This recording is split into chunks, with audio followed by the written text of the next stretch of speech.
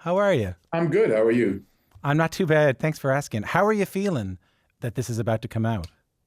I feel good. I feel good. I mean, we've been at it a long time. We started rehearsing in or started shooting in March of 2020. So it's been a stretch.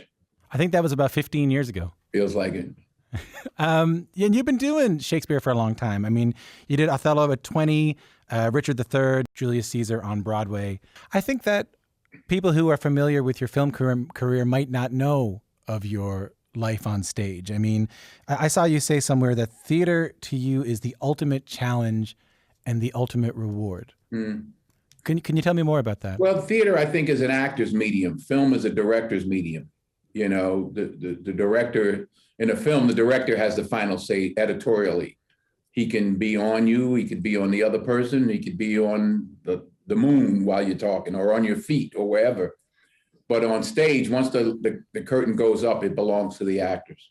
What's a challenge in handling it, a role like Macbeth? Not knowing if you can handle it is the challenge. What if you're wrong?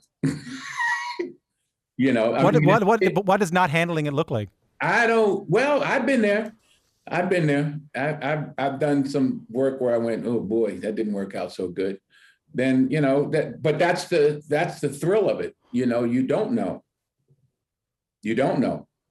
Just because Joel and Francis and I and Shakespeare were there doesn't mean it's going to turn out well. In this case, it did.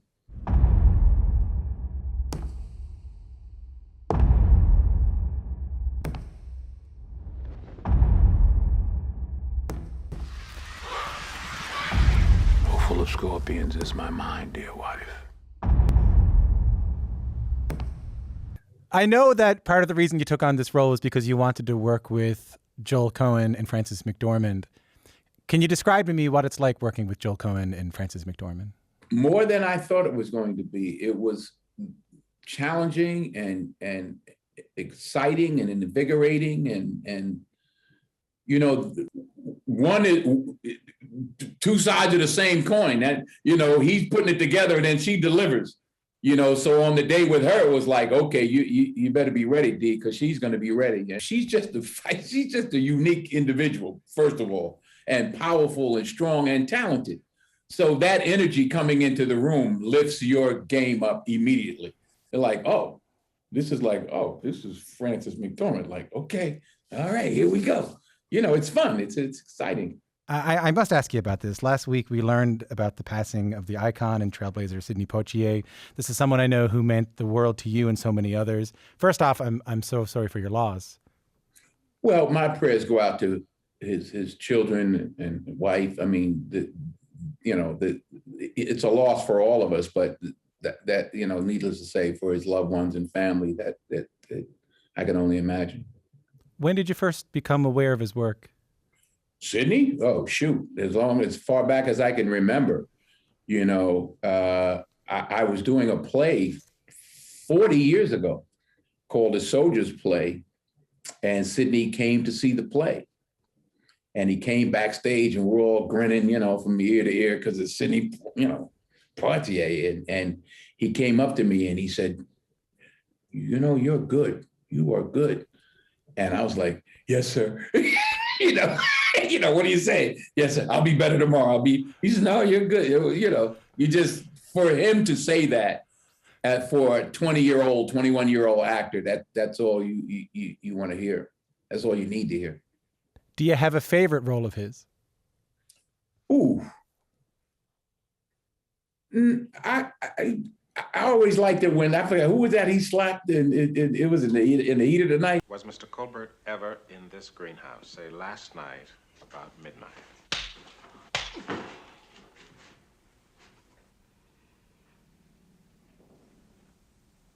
There was a time when I could have had you shot.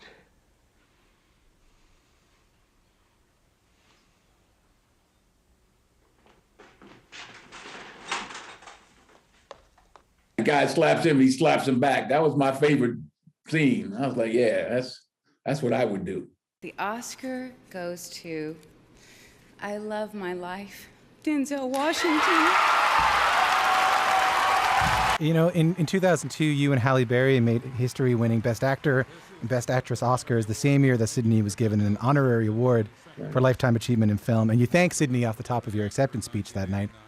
40 years I've been chasing Sidney. They finally give it to me. What they do? They give it to him the same night. I'll always be chasing you, Sidney. I'll always be following in your footsteps.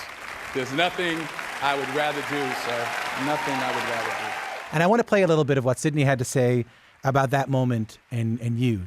And when he said about me what he did say about me, I was proud, obviously, but I was grateful because his following me as he did, he had taken the concept of African Americans in films to a place where I didn't, and that he has taken it there with the same kind of integrity that I tried to do and to articulate. So I thank him for that. He helped me that evening to a closing of my artistic life. And he put the button on it for me, and I'm indebted to him. He put the button on it, and I'm indebted to him. How does it make you feel to hear that? Wow, I'm speechless. I mean, I never heard that before. I'm at a loss for words. I mean, I'm at a loss for words. Yeah, I didn't know you hadn't heard that. I never heard that before. No, first time. Had you ever had the chance to talk to him about the speech? No, I don't know if we did talk. We talked a lot. I would visit Sidney all the time, and we would just talk, and sometimes I recorded him and videotaped him, and we just got to be friends. I mean, I heard Sidney Poitier curse. I was like, oh shoot, I didn't know he cursed. That was in the house, just he and I. But I was like, oh, it kind of shocked me. I was like, oh, excuse Mr. Tibbs. Yeah, it's like hearing the Pope curse. Or something. Yeah, exactly. I was like, wow, the Pope just said cursed or something. But anyway. Well, I'll close like this. Are there parts of Sidney Poitier's legacy that you hope to honor through your own journey? Just to be thought of in the same breath is enough for me. I mean, just to know that I really knew him and the influence he's had on my life and my career, but more importantly on my life, is something I'll never ever I'll cherish the rest of my life. I'll never forget. Well, I appreciate you taking the time for us. I appreciate you making all weird theater nerds so happy with this new version of Macbeth. Especially, I was telling you, my mom taught Macbeth in high school English, so she's delighted about it. So if nothing else, I appreciate that. Tell your mom I said hello, and I'll see her in class. Take care of yourself, buddy. Nice to talk to you. I know. Bye-bye.